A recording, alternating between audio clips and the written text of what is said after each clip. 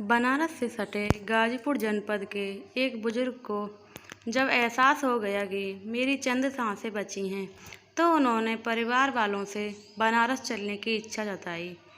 परिवार वालों ने उनको कबीर चौरा स्थित मंडलीय जिला चिकित्सालय में भर्ती कराया।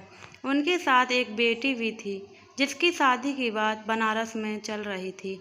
बनारस में जब उनके होने वाले रिश्तेदारों को ये पता चला, तो वे औपचारिकतावश बुजुर्ग को देखने हॉस्पिटल आए। होने वाले रिश्तेदारों को तो देखा, उनकी आंखों में आंसुओं की धारा बहने लगी। अपुष्ट शब्दों एवं इशारों से उनके बेटी की शादी उनके सामने हो जाए, ऐसी उनकी आखिरी इच्छा जताई। लेकिन ऐसा कहीं होता है? अभी तो दहेज की रकम भी तय नहीं हुई थी, कितने बाराती कब आएंगे, तिलक परीक्षा कुछ भी तय नहीं हुआ था। सब में खुसर पुसर होने लगी। किसी ने 100 नंबर डायल किया, पुलिस बुला ली, लेकिन जहाँ तो मजारा ही कुछ और था। अस्पताल के एक बेड पर एक बुजुर्ग, जिसका आधा शरीर लकवाग्रस्त हो चुका था, अस्पष्ट लड़खड़ाती आवाज़, कुछ इशारे और कुछ आंसुओं से अपनी आखिरी तमन्ना के रूप में अपनी बेटी की शादी देखना चाहता था।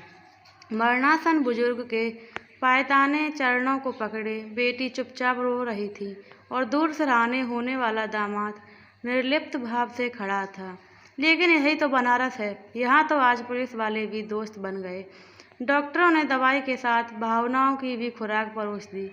अस्पताल के अन्य कर्मियों ने भी विवाह के सामाजिक रस्म निभाने की बजाय सिंदूर की वास्तविक कीमत समझाया। अन्य मरीज के परिजन ने आशीर्वाद की महत्व समझाई।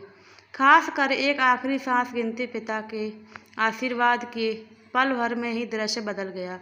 दवा के साथ साथ ही चुटकी भर सिंदूर आया। बुजुर्ग का बेड ही पवित्र हवन कुंड बन गया। अगल बगल के मरीज बाराती बन गए। डॉक्टर जयेश मिश्रा पंडित बन गए। लोगों की तालियां, बैंड बाजा, परिजनों की दुआ, मंत्रोच्चार बनी, और बूढ़े बाप के आंसू दूल्हा दुल्हन के लिए बड़ा आशीर्वाद। लेकिन अलबेली शादी में दूसरे मिनट ही ठहराव आ गया। आशीर्वाद देने के लिए पिता के हाथ उठे तो उठे ही रह गए। उनके हाथों की आखिरी मुद्रा थी। खुशी से उनकी आंखें छलक तो छलकती रह गईं। उनके अंतिम आंसू थे। दिल धड़का तो फिर नहीं धड़का। वो उनकी आखिरी धड़कन थी।